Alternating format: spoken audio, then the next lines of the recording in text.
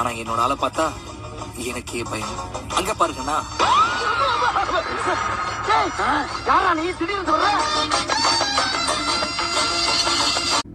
அவனை சொல்லி நிறுத்துங்களேன்டா.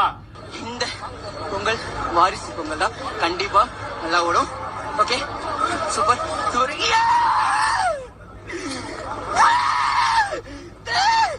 தளபதி தளபதி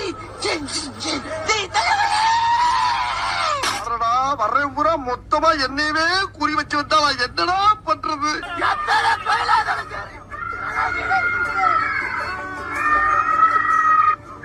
அவன் நிறுத்துறாரு. லூசுக்கு மட்டும் வந்துட்டே இருக்கான் போடுறா. இந்த விஜய் நாளைக்கு களத்துல இறங்குறாரு.